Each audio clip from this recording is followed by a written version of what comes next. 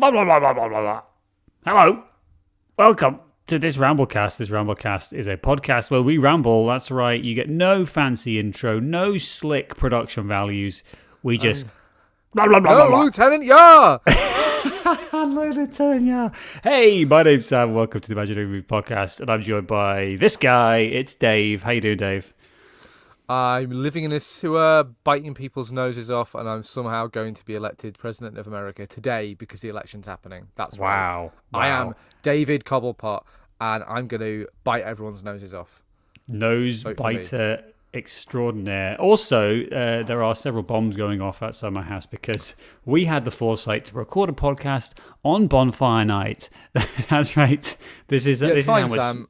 In America, there literally might be bombs going off later. I know, yeah, I think exactly. we're okay. A nice, quaint little silly island where we like to fire explosives into the sky to celebrate a time when we horribly, horribly executed a man who for failed protesting against the government. Yeah, some nice anti-Catholic propaganda that we're all indulging in 400 years later.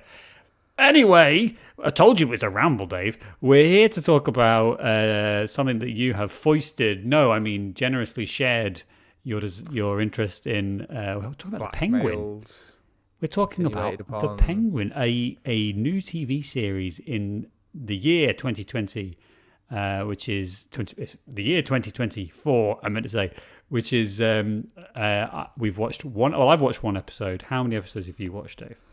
7. I think there's 7 episodes.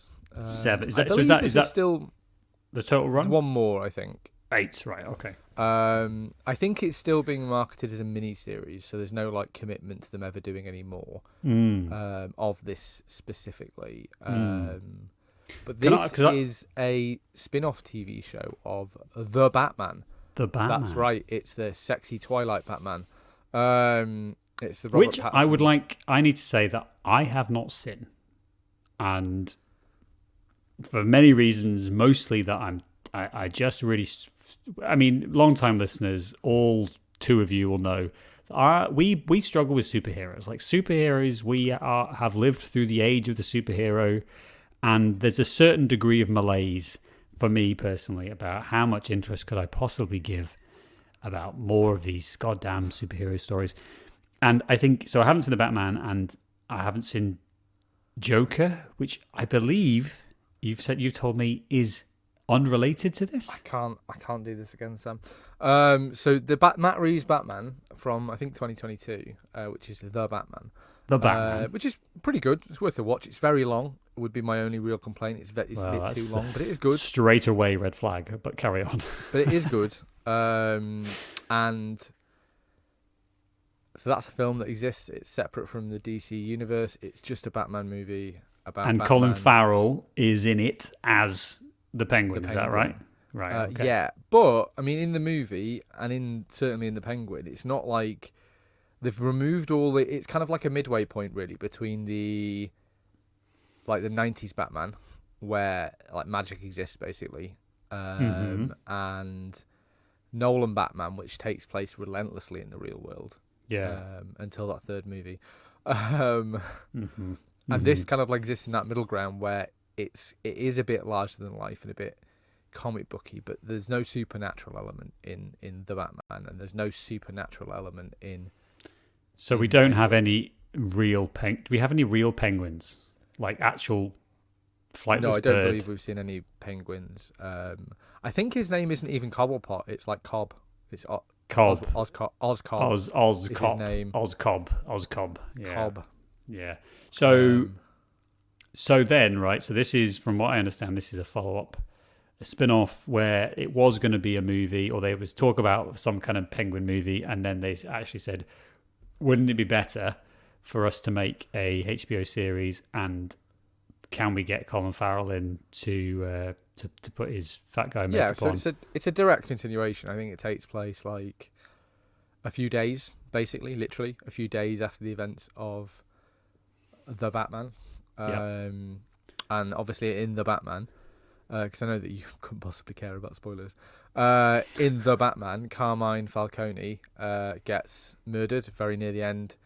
Who played Carmine Falcone? Because it's not Mark Strong, who plays him in, not in this episode, but you get flashbacks of Falcone in this, and he's played by Mark Strong, and it's played he's played by someone else in the movie, and they couldn't get him back. I want to say.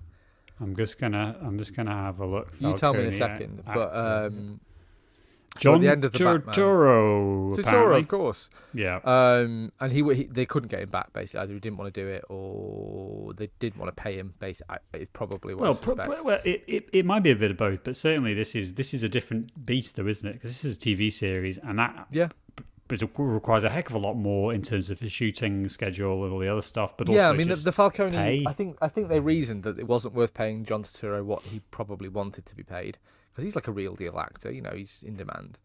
They didn't want to pay him what he wanted, so they just got Mark Strong in a wig, and these weird glasses. And Colin Farrell is an executive producer on this, obviously, because that's how you're going to get your actor wage, and you're going to get percentage points on top in terms of the exec producer. So it's probably how they afforded is take a lesser salary as, but you get margin an afterwards. Actor, yeah, and you take a larger salary. Points on the back end, that sort of thing. Yeah. So this is where we are now. Coming into this, I have to say, I was slightly suspicious, because, what's wrong with getting actual big, fat, disgusting guys to be doing this? We just think calling them big and fat and disgusting to their faces. Really. You know what I'm saying, though. Where is, because I was reflecting on this, and where we've got Colin Farrell, we've got him in makeup, and we've got this crime show, and I was thinking, you know what, if this was 10 years earlier, this would be James Gandolfini playing the Joker. We would just, where is the Danny DeVito? Where are the John Goodmans? Where are the Philip Seymour Hoffman? Where are these actors? And the answer is, I guess, some of them are dead. A lot of them are dead. A lot of those people you just listed are dead. Half of those people are dead, Sam.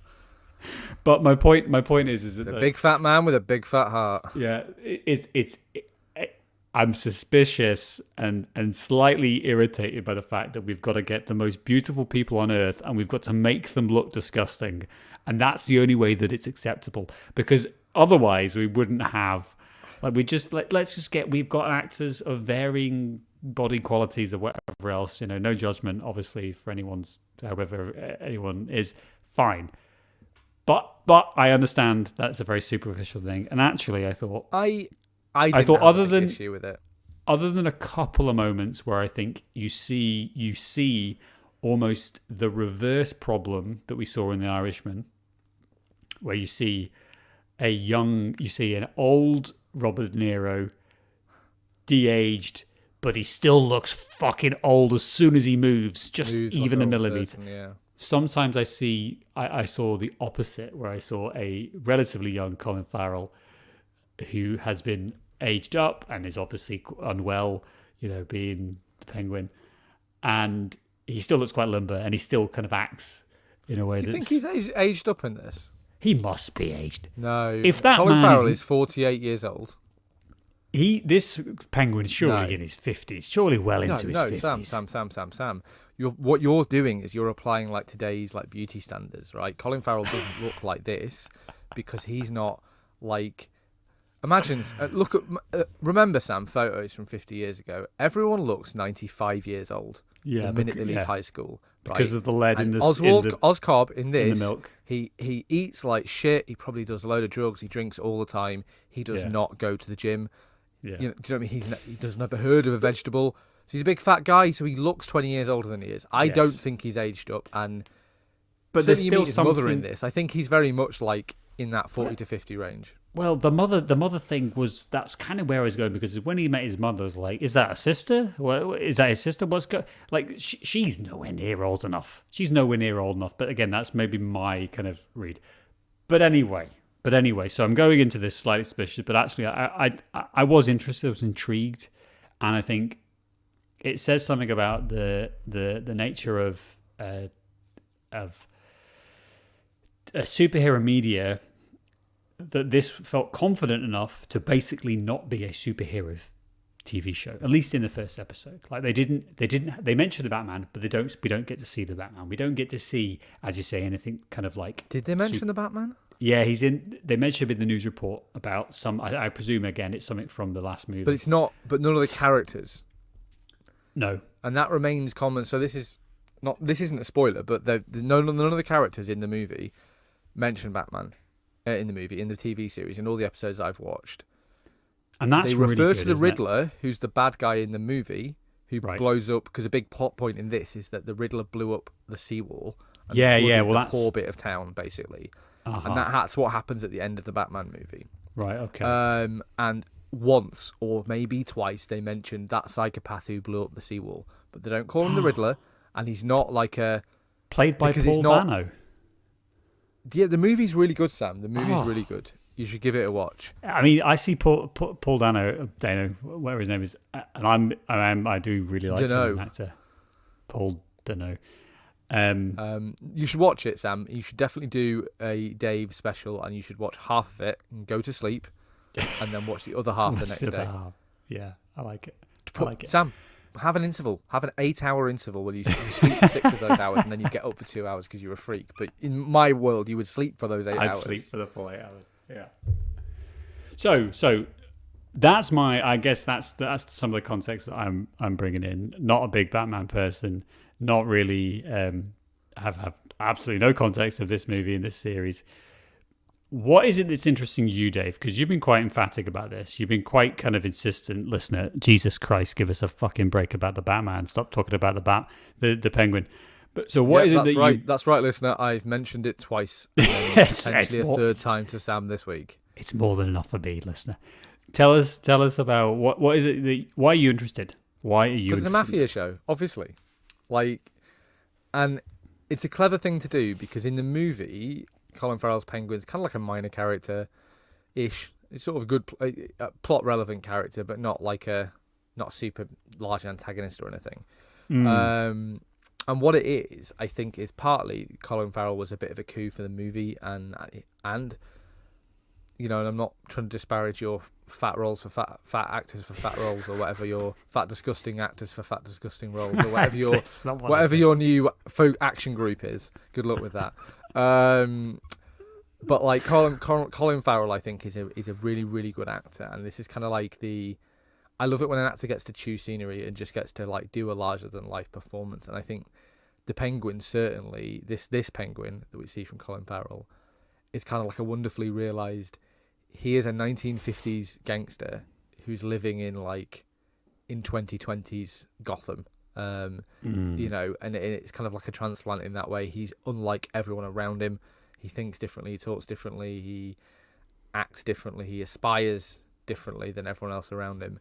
And so it's this, as the show goes on as well, it's kind of the machinations of this criminal enterprise in a lot of ways. And it's a mafia show. And we haven't actually mentioned the other lead of the Penguin, which is Kristen Milotti, who plays one of the Falcones.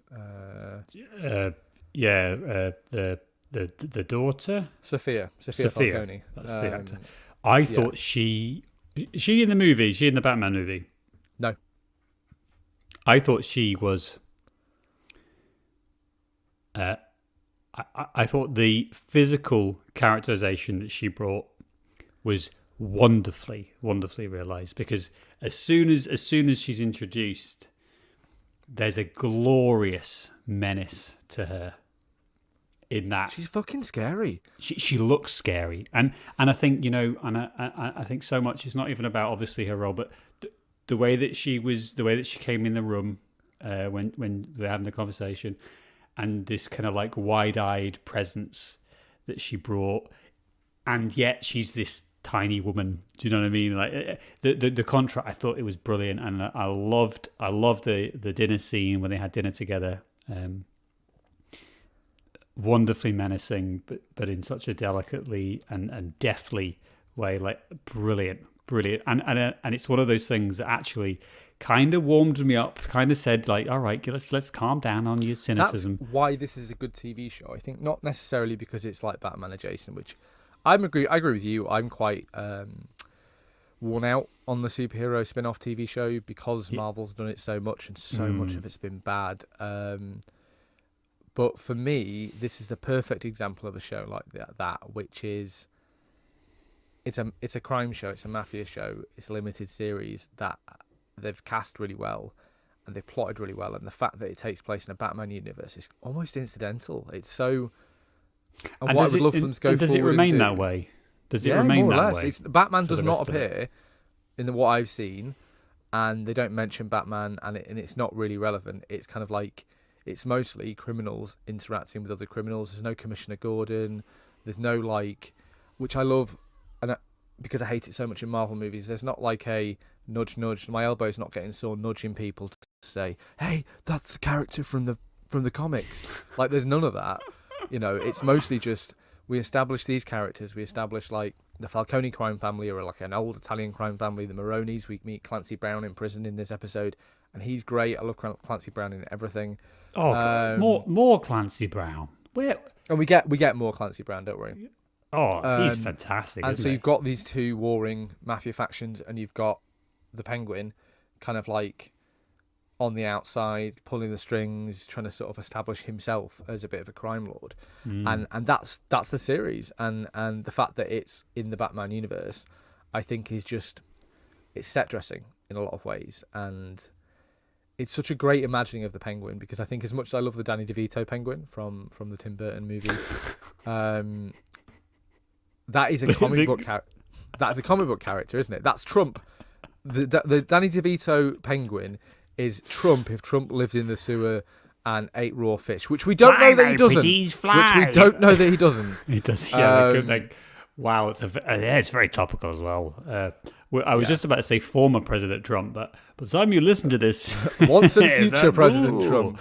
Good Lord! But this is kind of the antidote to that, where this is the Penguin imagined as like a, just a very well realized, like a psychopathic criminal, certainly, but not like he's not a mustache twirling villain. No, and he's smarter than the average criminal, isn't he? He's smarter than all.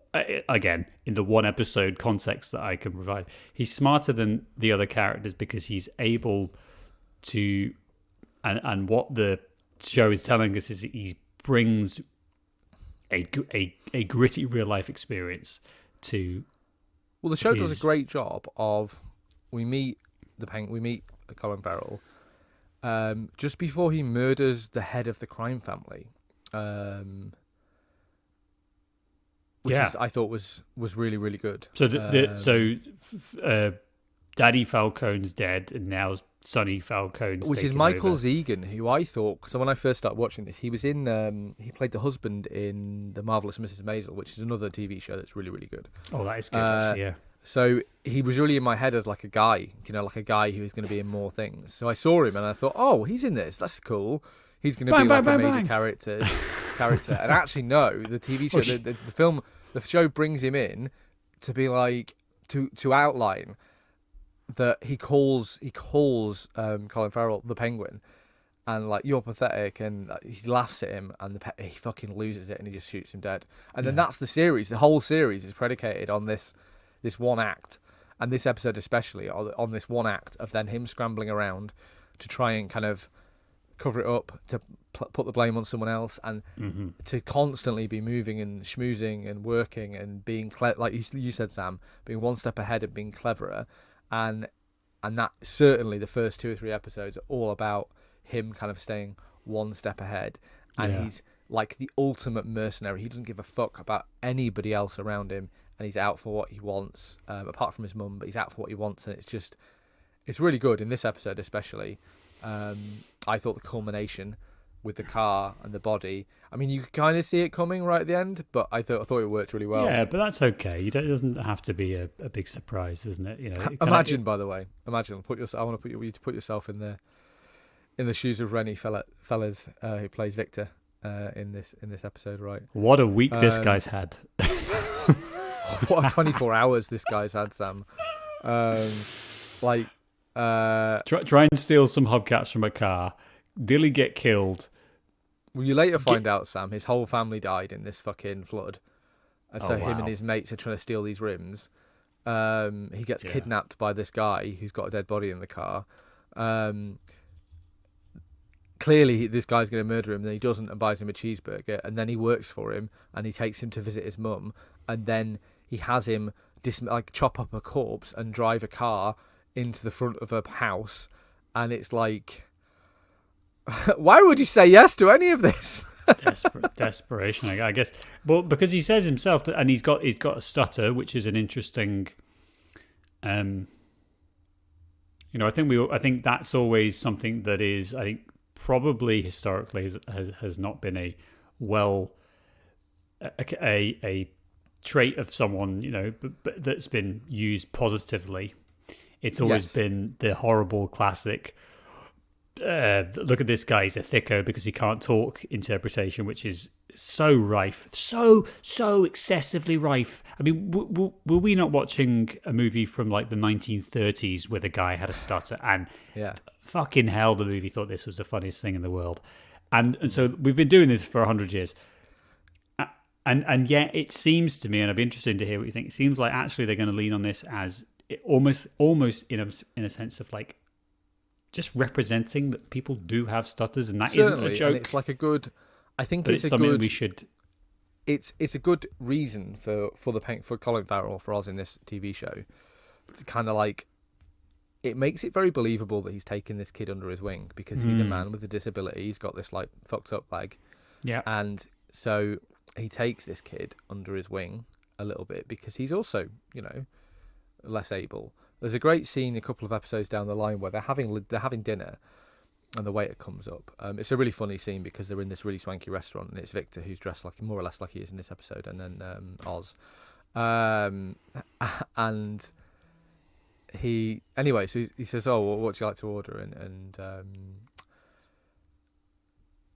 Victor gets the menu. Sorry, Victor gets the menu and says, I want, and he starts to stutter, and the waiter interrupts him and says, "Oh, do you want to just point to it?" And Oz says, "No, you shut the fuck up. The man's trying to talk." And there's a couple of times throughout the episodes I've watched, and what it is just good character building of Oz has a vested interest in this kid because he sees himself in this kid, and it's really clear, but not in such a way that he says that to him. So there's that scene. There's another scene later on where Oz says like, "No, be a man. Look in my eyes. When you tell me bad news, like, don't be a pussy," basically. And I think it's just really well balanced, and the writing is so good that it complements the sublime acting performances in this episode. And I like Victor. I think he's a face. Watch out, because he's going to be in fucking everything. He's going to get hit with a sex education bug. Where he's going to be in everything for like 2 or 3 years. You'll be sick of seeing this kid's face. Exactly, because he's just a young guy who's up and coming, who's featured in this TV show.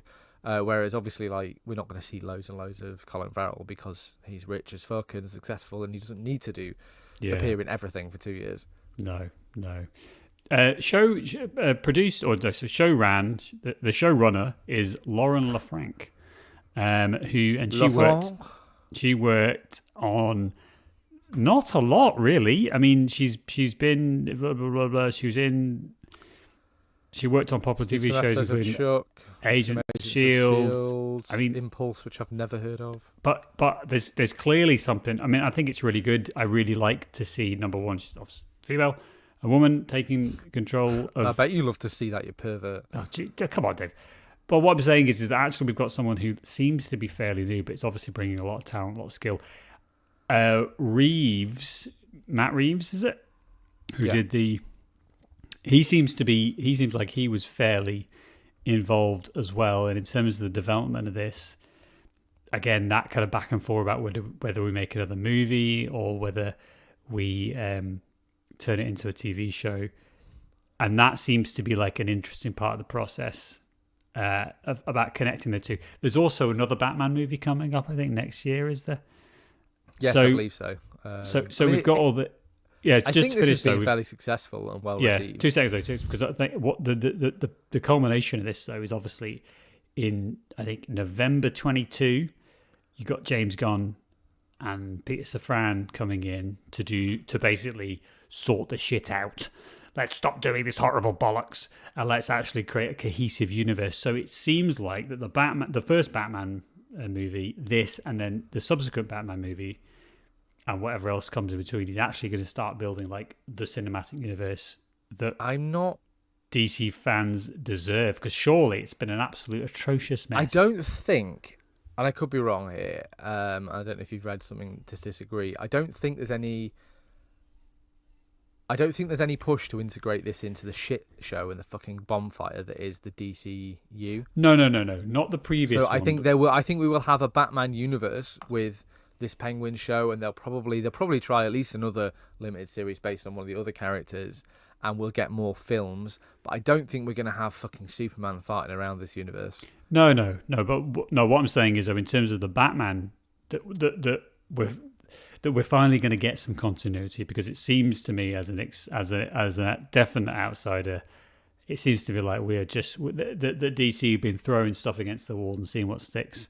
Well, they keep trying to use Batman to prop up the other films. So we've got the Aquaman, Wonder Woman and Aquaman and the Flash and Superman, all the Justice League shit, which doesn't work on the big screen. I mean, it's been tried, and it just doesn't work. Whereas the Batman is such a bulletproof product. They've tried to use Batman to tie it all together. So we had the Ben Affleck Batman, and we never got that movie because they were trying to use him as like a linchpin to tie everything else together, and none of it fucking worked. Yeah. So I think you're right. This is much more of like okay, let's make it smaller and let's see if we can, make some good stuff involved in this universe. I hope they continue their partnership with HBO for these limited series, because I think that's also a big part of why the Penguin is so well produced. Generally, I think HBO, they know their shit with prestige TV.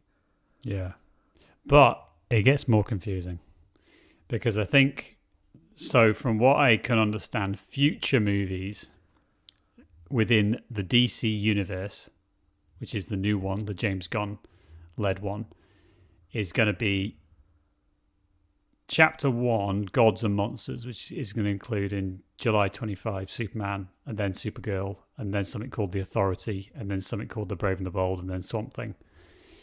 But that the Batman stuff is going to sit outside of that in the DC Elseworlds. What is this? Fucking, I don't like all these titles. Just, you're making some movies and stuff that's related. That's yeah. fine. So can you leave it to the movie historians to categorize it in 10 years? No, and we not can't. Fucking do it now. No, we can't. So we've got the DC Universe stuff, which is going to be the new James Gunn, Superman, etc. The DC Elseworlds.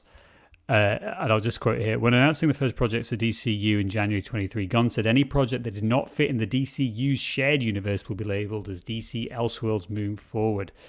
And so this will be separate from the main continuity, and that includes director Matt Reeves' Batman shared universe, and the Batman 22, Batman 26 that's coming out, and also the spin-off series Penguin. So it's almost like two threads, isn't it? And you know what? That's fine. Because if that helps you tell a more cohesive story that works within the universe, where we get the more grounded realism that I think we're seeing in this, that interests me, and the superhero, supernatural stuff that you've kind of made reference to, which isn't in this, happens separately. Like, that's fine. We don't have to integrate it all into one, because if that doesn't help us tell the best stories possible about these individual characters, because naturally, what is the problem with Superman? What is the problem with these literal gods? Is that they could come down in 20 seconds and round up the Penguin, round up all this shit, and they could throw them all into a different multiverse or whatever, and then we go, problem solved. Hey, we solved crime. And it took Batman. Yeah, it's the same 4 issue seconds. as everything else. But I think at its core, Superman, the bigger problem is that Marvel did and argue about the quality and all of that. But in their original run from Iron Man to the Avengers Endgame thing, like they had a plan and a plot for 20 movies that they made in those years, to have like a central thread that ran through it that I think was good, and it made the good bits of it really good and the bad bits really boring, because it's all kind of lending itself to this final culmination. And it worked for them because they made $1 billion on that last movie, or the last two movies at the box office, obviously, so that really, really paid off. But DC's problem is I think they lack that cohesion. And also, like you said, I think the DC superheroes are so... You just have to spend 3/4 of the movie explaining why Superman isn't here yet. Oh, Superman's late. Superman slept in. Oh, Superman's alarm didn't go off. Oh, Superman's had to run and get milk. Yeah, Superman's not available right now. But we do have a rich guy in a gimp suit. And is that any better? Yeah. So it's good that we can. Can we get a timeshare in Superman? We can just have the Penguin. It's just a crime TV show made by HBO that kind of sits within this universe. And because they've taken the Colin Farrell character and said, we like this, what can we do with this? And tell a bit more of a limited story. I would expect this series to garner, I can't remember when the Emmys are, to garner some Emmy buzz. I would expect. I would be really surprised if Christine Milioti doesn't win an Emmy for her performance in this, because she only goes from strength to strength. I'm really gunning, and I think it does. So much of TV, and I think in a way that's probably quite a lot more significant than with movies. It requires your leads, your principal actors, to be really delivering at a high level, because you can get away with that for a couple of hours, but you can't really get away with that over 10 episodes, an hour each. Plus, you want there to be compelling performances in almost every scene, if not every scene. But whereas in movies you've got downtime, you've got action, you've got stuff where it's about the mechanics of what's happening in the film, and that doesn't really play out in TV, because you've just got a lot more time to film, and so you need to have those lovely small conversations, Dave. You need to lean in and be able to have the actors that can keep up with that. Now, I think Colin Farrell is probably pretty good, and be good to explore that. And I think certainly Milioti is someone who I'm interested in seeing more of, because I just think she's... And credit goes to the showrunner as well, where, again, I know you've only watched the first episode, but I think it's really well paced throughout. There's not been tons of episodes that drop the ball for long periods or ramp it up and then have to get those rid of downtime episodes. I've watched 7 episodes. Yeah. And I genuinely have no idea what's going to happen in episode 8. And this is also the nice thing of, you could have done a prequel here, and I think then you would know, well, no, because eventually we've got to get to the movie. Eventually we've got to... Like, you could have done something leading up to the events of the Batman. And then the audience is like, well, yes, I know all of this happens, but I know that the Penguin doesn't die because I know that he's in the Batman. So I know what he's going to be doing in a year because I've seen it. So by having it take place directly afterwards and between this movie and maybe the next movie, it's kind of like it's a great, like, what's going to happen? I have no idea what's going to happen. Are we going to kill off the Penguin? And is Sophia going to be the new bad guy? Like, it's really cool to watch and entertaining. I find myself looking forward to the weekly episodes, and then that last one comes out next week. Yeah, and that's a good place to be, isn't it, as someone watching TV. I think I think what I might do is I might actually just put on my big boy pants, and do I have to rent it? But Batman 2022 length. How long are we talking? It's like over 2 hours. 2 hours 56 minutes. Oh my god, it's quite long. I did say it was long. Oh my god! No, what I might do is I might sit and watch. I might sit and, as you say, split that in half and watch a 3-hour movie. Good lord! There's no shame in that, Sam. There's no shame in that. Because I honestly, genuinely, I'm interested. I'm compelled, if not just so I have a bit more context and understanding of what's in the Penguin TV series, which to me, the small. We haven't really talked about the actual kind of goings on of the episodes, but it's interesting, and it's got that real sense of I wonder what's going to happen here, which gives you a lot about Oz's character and not a great deal about everyone else. It kind of shows you. I found the scene where he's being tortured particularly like, oh my god, where they've got the razor wire under his armpit. I was like, somebody put some thought into that. But there's also kid who he's like, oh, the kid's lying, and she's like, the kid's lying? I should kill the kid? And he's like, yeah, the kid's lying. She just shoots him in the head. Yeah. And there's a few moments like that in this movie this episode where kind of like characters show you that we're not fucking around. This is this ain't your mama's Superman movie. People are dying. Do you know we're on HBO right now? Yeah. We could do what the fuck we like.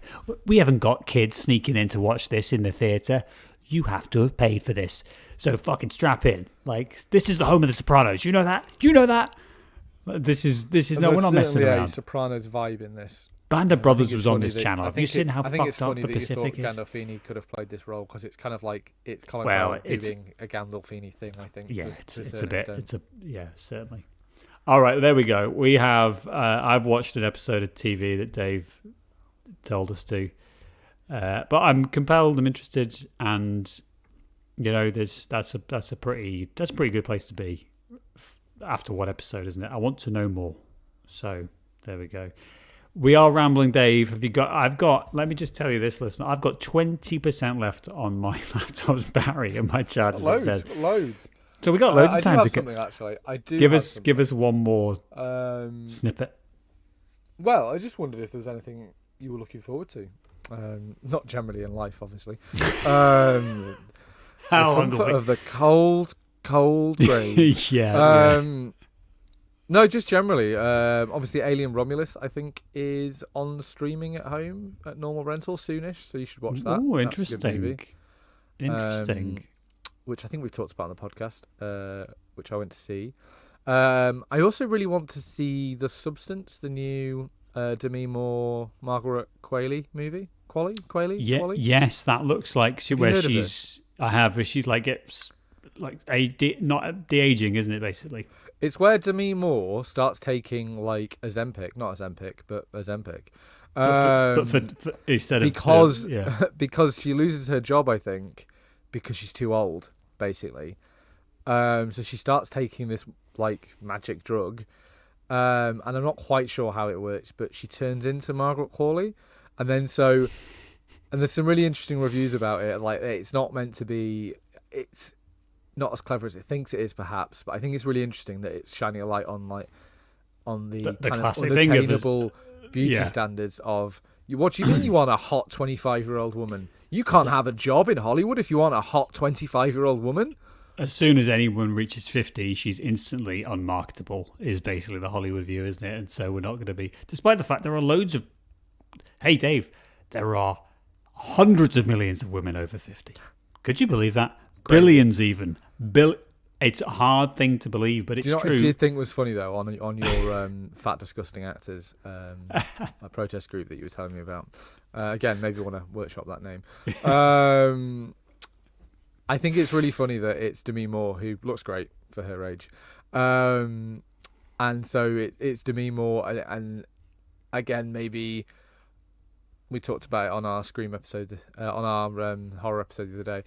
Perhaps, this would have been really much more interesting if it was someone like Courtney Cox, and it was more about kind of like the things that women in Hollywood especially feel they need to do to kind of like make themselves look like the expectation of women in Hollywood, and maybe a more philosophical approach to that. But the reviews are reasonably good for this movie. I think Margaret Qualley is another one of those like under 30 actors who's nepotism. That's Andy McDowell's daughter, just in case you didn't know that. Yes. And it's really interesting to kind of like see a movie like that and maybe see what it explores and how it shines the light on stuff like that. And I'm sure I'll be wildly disappointed, but the reviews look all right, and I've seen some trailers. I don't think I'll go out to the cinema to watch it, but that's more a reflection on how busy I am rather than anything else. Yeah. So things that I'm looking forward to, I'm kind of compelled by the the Gladiator sequel. Not because I want to see it, just because I want to. Just because, Do you know Dave. what happens, no, hold Sam? on. What happens to you when you become a dad? Is it like a pill? Is it a surgery? Is it some kind of like God, make gay go away camp where they make you watch World War II documentaries and become really boring? I love World War II. Holy shit. Can you believe that? It's just the logistics of World War II, Dave, are fascinating. No, what it is, I'm just interested to see just exactly what they think they're doing with this, because they've got the guy from and you phrase that like, what do you think you're doing for this Gladiator movie? They've got what's his face from Last of Us, haven't they? The guy, what was his name? And I'm just genuinely, I'm just genuinely morbidly curious as to, okay, so what's going on here, guys? Like, what are we doing? Like, what? Give me your best shot of this. Like, in fact, when you walk into a room and your child has been doing something, stealing food, or there's, for some reason, there's just rice everywhere. Kids, man. I know. No. And you're like, so guys, what's going on here then? That's the vibe of, like, I know the answer, but I want you to tell me. Like, that's what we're going for. Do you know what? I'm kind of all there for it. I'm very much in favour of them just continuing to make, like, not even trashy, like, whatever you want. My main reservation about the new Gladiator film is, like, do we really have to so relentlessly, like, does it have to be his son? Like, oh, is it really his son? For fuck's sake. I think so, and I think it's No, there's some. It's not his son. It's someone's son from the first movie. Because his son got killed or something.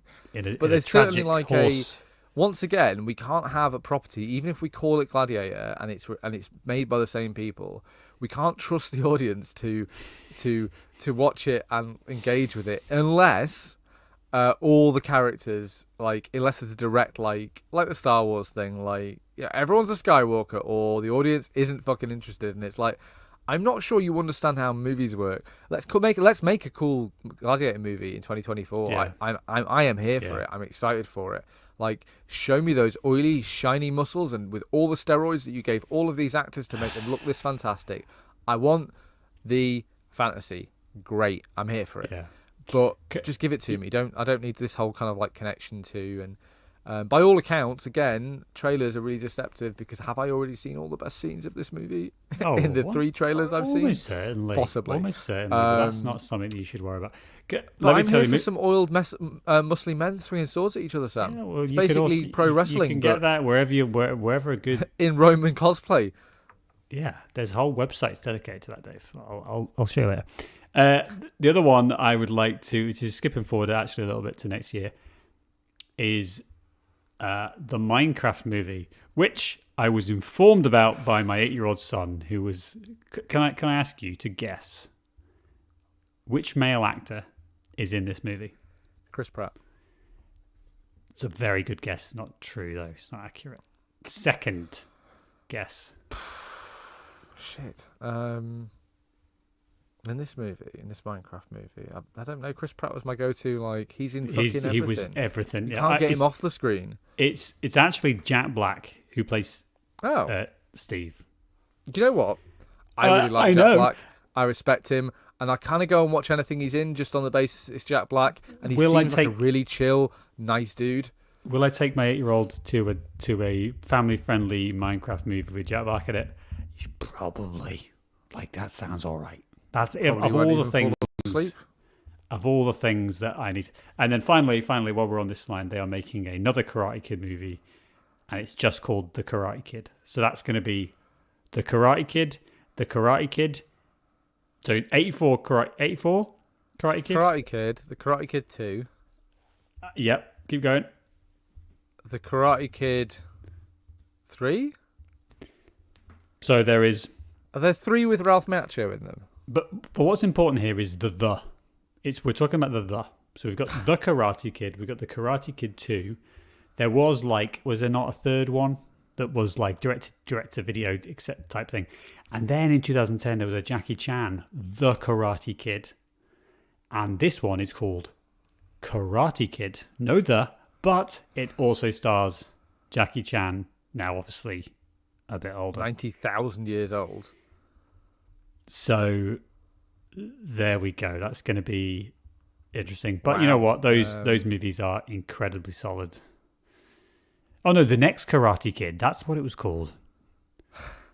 Do you remember That's that? the one with It's got a girl in it. it's the Hilary woman, Swank. it's the girl from $1 Million Baby. It's Hilary Swank. Hilary Swank, isn't it? Yep. So this is the Brave The New Karate World. Kid, the Karate Kid Part 2, the Karate Kid Part 3. That's all reasonable. That's fair. That's really easy to follow. That's the Back to the Future rules. 1, 2, Okay. and 3. Bing, bang, 1, bang. 2, 3. Okay. The next Karate Kid. Right, Hilary okay. Swank. That's a bit of a reboot, bit of a soft reboot. Didn't go down too well. The Karate Kid. No, we've already done 2010. this. We did this with Scream. Scream did the same thing, by the way. Scream 5 is just Scream. To Scream. And then obviously and then the crowning Karate pinnacle. Kid, Legends. Who fucking knows? Obviously, the best example of this is The Fast and the Furious, and several years later, Fast and Furious. Yeah, refer to any episode we've done in the last 6 months, and we'll probably talk about the the titles for the Fast and the I Furious. cannot. I just cannot. I'm flabbergasted. So there we go. That's all the movies I'm looking forward to. Obviously, Do you know what it is, Sam? Actually, do you know what it is? Right, it's studios not trusting their audience, or not. No. It's because you're not going to go to the cinema, even though that has not been the case 20 years. You're not going to go to the cinema to watch Fast and the Furious 12. So they have to kind of like invent their way around the numbers, because if they have 12 in front of it, people will think they'll need to watch all the other 11 movies to follow the incredibly complex plot. Which, audience, please trust me. You do not need to watch any Fast and Furious movies to go and watch any other Fast and Furious movie. You'll be fine. No, especially when You've got the mental acuity to purchase a ticket to the cinema. You are already way above the intelligence level required to follow what's going on in a Fast and Furious movie. You're fine. I think that's a really, really unfair insult to our illiterate Australian audience, Dave. I think that's a really, really. Not only Hey, don't illiterate. forget, Sam, our new listeners from the Disgusting Fat Rolls for Disgusting Fat Actors program for change. Please come this way. That's right. Funded and presented by Sam Jordan. Right, I think we've rambled enough. I think you've insulted the nation of Australia far too much. And by the time you're listening to this, Donald Trump may well, in fact, be president again. Oh, good Lord. Which is it's a very sobering thought, isn't it? That's certainly a bombshell to end on, and I don't want to think about that anymore. Right, we'll be back again, listener. Thanks for listening. We'll see you next time.